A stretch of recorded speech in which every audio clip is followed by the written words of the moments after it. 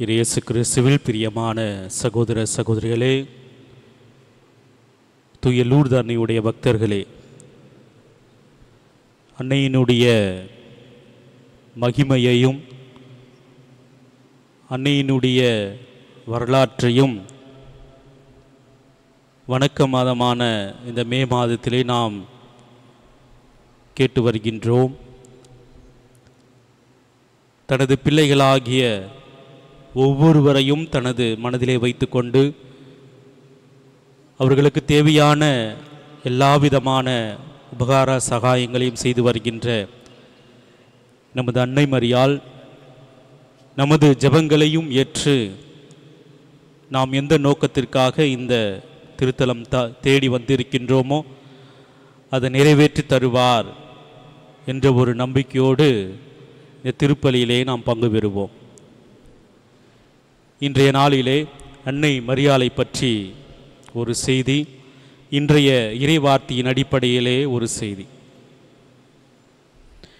நமக்கு தெரியும், நமது கத்தோலிக்க திருச்சபையினுடைய தலைவராக இருக்கின்றவர்கள் திருத்தந்தையர் என்று அழைக்கப்படுகிறார்கள்.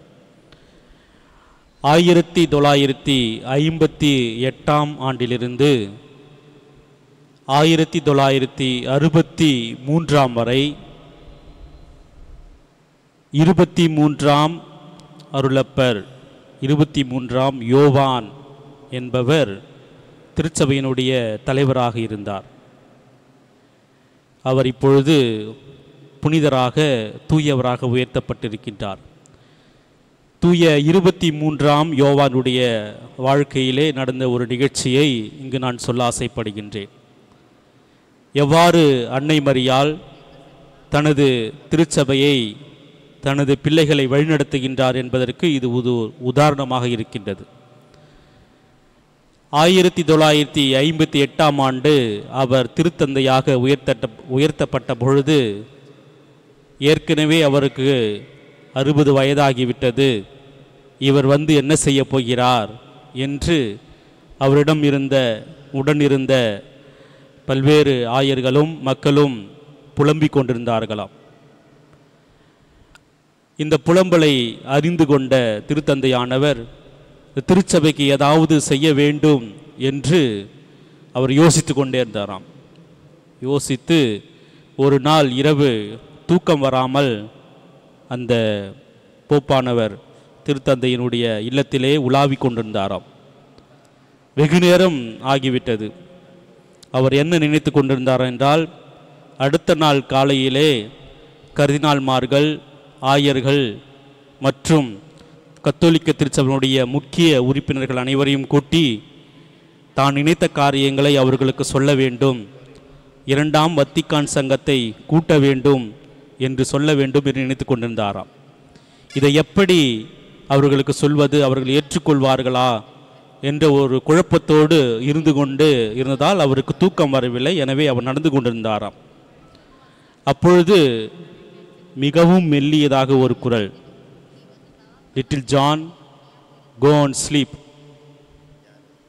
சிறிய ஜான் போய் தூங்கு என்று ஒரு குரல் கேட்டதாம்.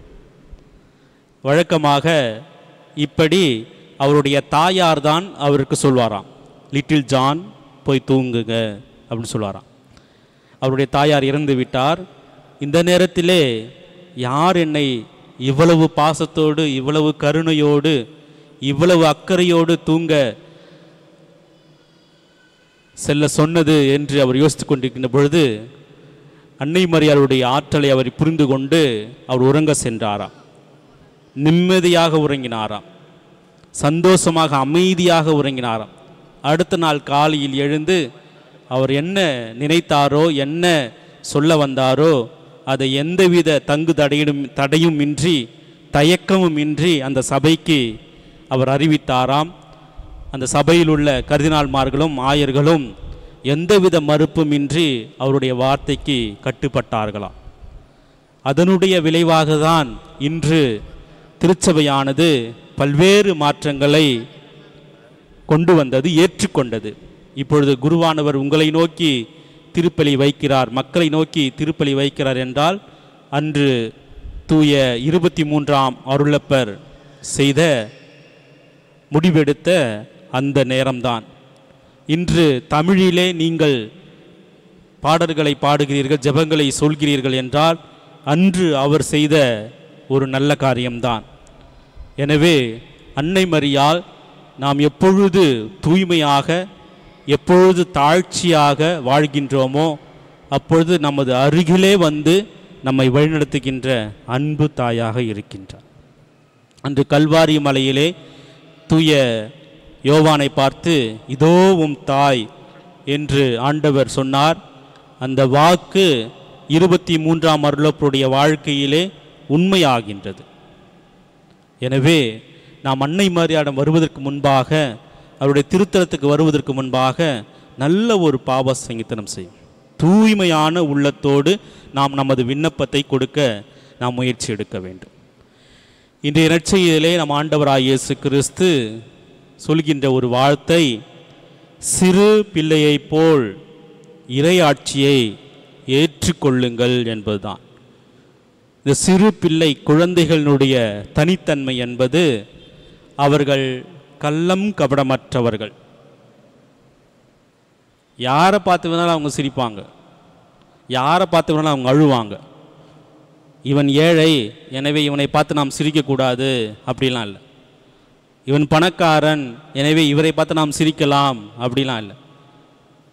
இவன் ஆண், இவள் பெண், இவள் கருப்பு, இவள் சிவப்பு, இவன் படித்தவன், இவன் படிக்காதவன், இவன் உயர் ஜாதி, இவன் கீழ் ஜாதி, இவன் வேலை செய்கிறான், இவன் வேலை தேடிக்கொண்டிருக்கின்றான், இவன் நமக்கு காசு கொடுக்கின்றான், இவன் காசு கொடுக்கவில்லை என்ற ஒரு வேறுபாடு இல்லாமல் தனது அன்பை, தனது மகிழ்ச்சியை, தனது தேவையை எடுத்து சொல்லுகின்ற, வெளிப்படுத்துகின்ற ஒரு பொக்கிஷம்தான் குழந்தைகள். கள்ளம் கபடமற்றவர்கள், செருக்கு இல்லாதவர்கள், நான் தான் பெரியவன், எனக்கு தான் எல்லாம் தெரியும் என்ற ஒரு அந்த அகம்பாவம், ஆணவம் இல்லாத ஒரு குழந்தைகள். ஒரு முறை நீங்கள் அவரை திருத்தி விட்டீர்கள் என்றால் அவர்கள் அழுவார்கள்.